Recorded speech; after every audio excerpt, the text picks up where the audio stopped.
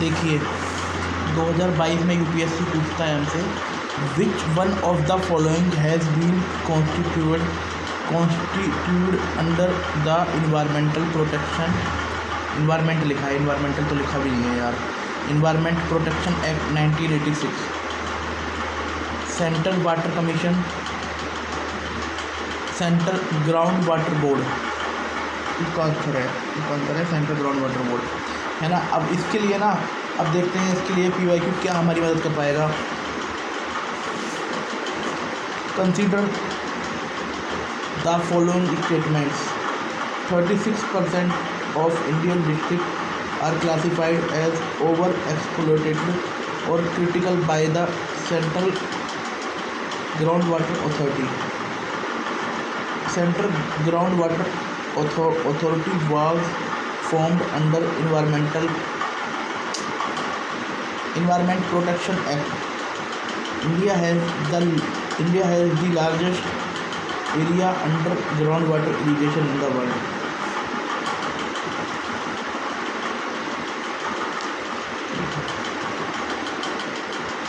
This question was direct and fairly easy and covered in all basic notes related to environment. ठीक है, सही बात है। Proper PYQ analysis would have also helped to reach the answer. If exact knowledge is absent, then option elimination is difficult as the options are very close.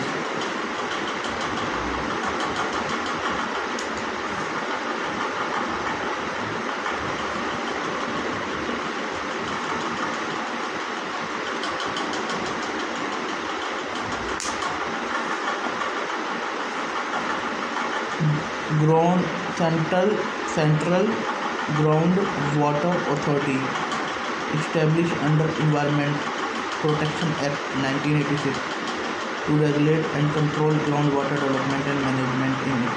देखो, अब जो ये central ground water authority है ना, authority है, ये EPA 1986 के अंदर बनी है, EPA 1986 के अंदर बनी है। It issue guideline and no objection certificate for ground water extraction to ensure sustainable use.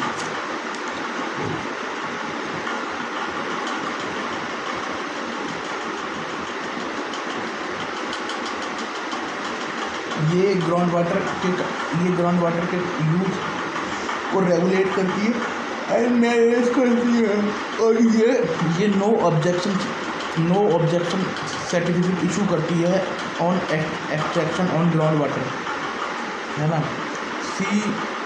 Central ground water also overseas national aquifer mapping programme for the sustainable management aquifer. अब हमने क्या पढ़ा कि EPA के अंदर सेंट्रल ग्राउंड वाटर अथॉरिटी है, EPA 1986 के under बनी है।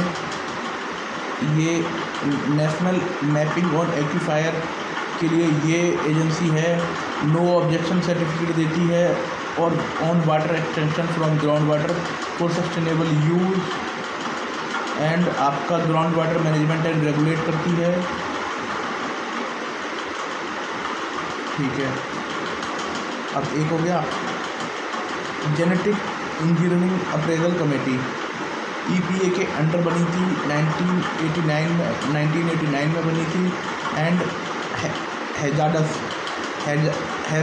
हैजार्डस माइक्रो ऑर्गेनिज्म को भी यही देखती है, इंपोर्ट एक्सपोर्ट ऑफ GMO को भी यही देखती है, विभिन्न मंत्रालयों के साथ मिलकर कार्य करती है। एडिशनल सेक्रेटरी और स्पेशल सेक्रेटरी चेयर करता है, इसको बोर्ड को चेयर करता है ना। इस बोर्ड को चेयर करता है additional secretary and special secretary of ministry of environment forest and climate change का। देन ये वो समझ में आ गया, release commercial release, regulate large scale trial, commercial release, ठीक है। ठीक है, हेड बाय मेंबर ऑफ ठीक है। और ये कार्य करता है review committee on genetic manipulation. Review committee on genetic manipulation के साथ मिलकर कार्य करता है। Review committee on genetic manipulation किस के तहत आती है? ये किसके तहत आती है? ये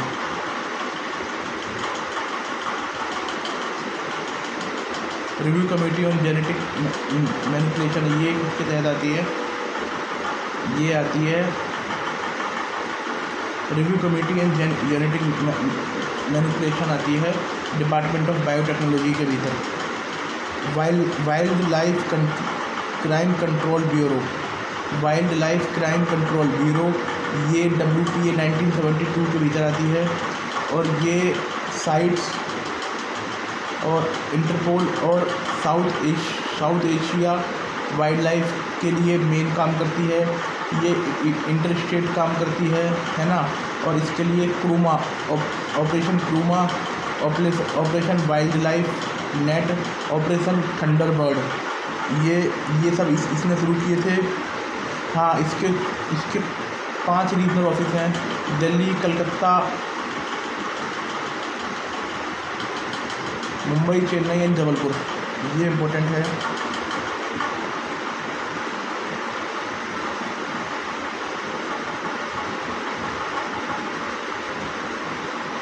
ठीक है। और इसे additional director is headed by additional director. ठीक है। South Asian wildlife enforcement network, सावन, Kurma, Thunderbird and wildlife. Central pollution control board, central pollution control board ये पावर लेता है वाटर एक्ट 1974 से। एंड इसकी पावर कुछ आगे बढ़ती हैं। और इन्हें ये इस्टेब्लिश हुआ था वाटर एक्ट 1974 से। एंड अगेन ये कुछ पावर और इसकी पावर आगे होती हैं, एक्सपेंड होती हैं विद एयर एक्ट 1981। ठीक है, ये सही बोला ना मैंने? प्रिपेयर ये एयर एंड वाटर कंट्रोल पर, ये central pollution control board air and water control पर ये ध्यान देता है। Monitor pollution control compliance across industry. Comprehensive environment assessment for industrial sector, comprehensive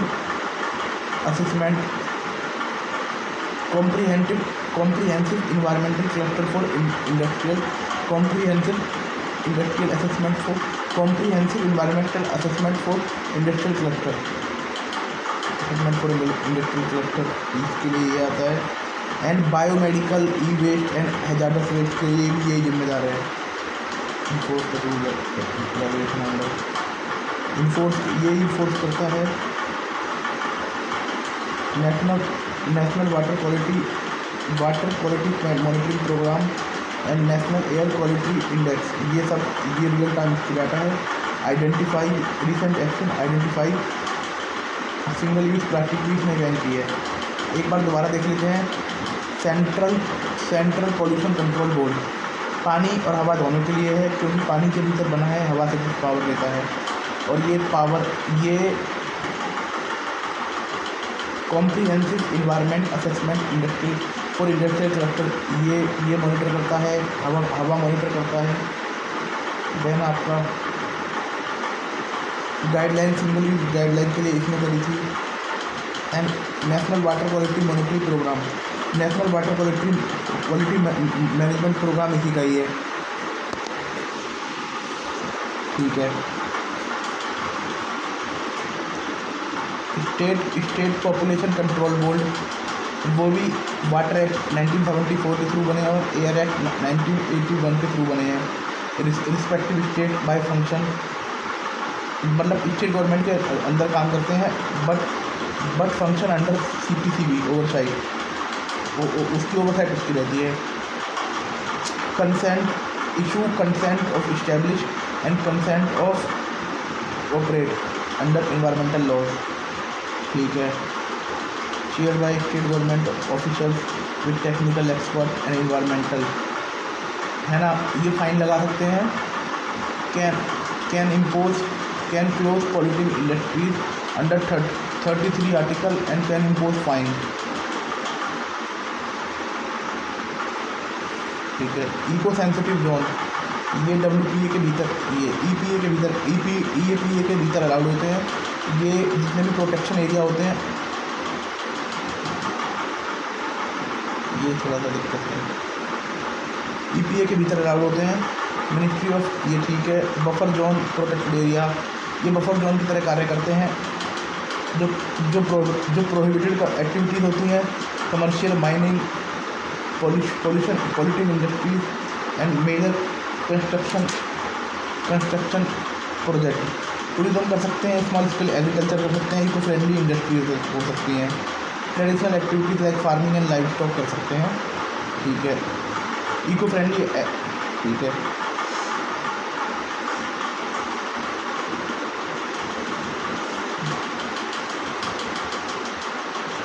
draft proposal for eco sensitive zone के लिए state and public consultation before finalisation, ठीक है। National tiger conservation authority, इसे फॉरेस्ट, इसे minister of environment, forest and climate change head करते हैं, है ना। ये ओवरसी साइड करते हैं। स्ट्राइक चेयरमैन के वो होते हैं, ठीक है। और ये फंडिंग अप्रूवल करते हैं, इंटरेस्टेड कोऑर्डिनेशन, रीलोकेट, ये इन्हें पावर होती है विलेज को रीलोकेट करने की, can relocate village for tiger reserve conservation, ठीक है। And all India tiger estimate, ये लोग कर सकते हैं। इको मार्क स्कीम लगा सकती है।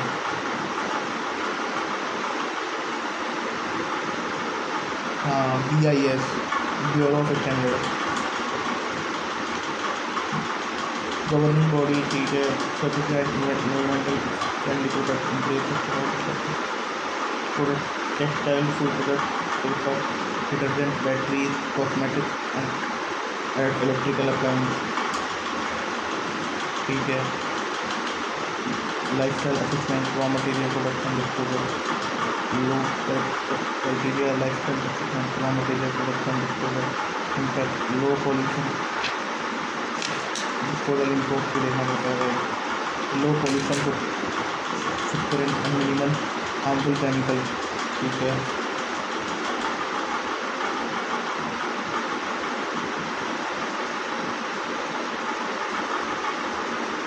सेंट्रल वाटर कमीशन, उसके अंदर अथॉरिटी बनी थी national ground water authority, central ground water authority बनी थी।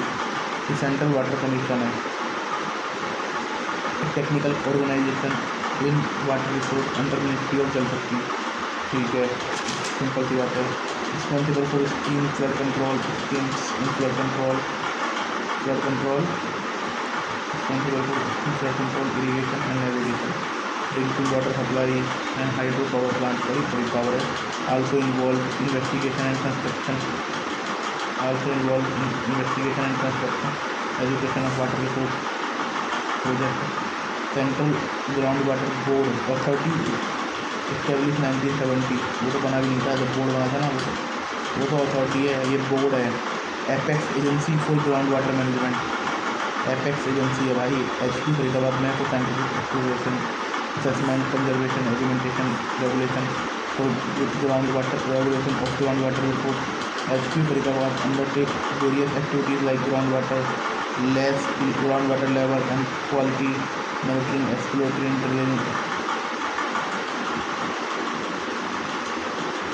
implanting artificial recharge project, periodically access referenceable groundwater resource in collaboration with state agencies and public scientific reports for stakeholder guidance. National Water Development Agency established 1982 under the Ministry of Irrigation now Ministry of Jal Shakti, Central Water Commission of National Water Development Agency, and पानी बना रहे हैं चूतिया लेंगे. Focus on detailed study survey for water resource development, both peninsular and Himalayan component. Function include feasibility studies for river linking. River linking के area में काम करते हैं ये. River linking detail project, application for detail report project, intra state linking as well, implementing interlinking of river project water resource under the प्रधानमंत्री की सिंचाई योजना.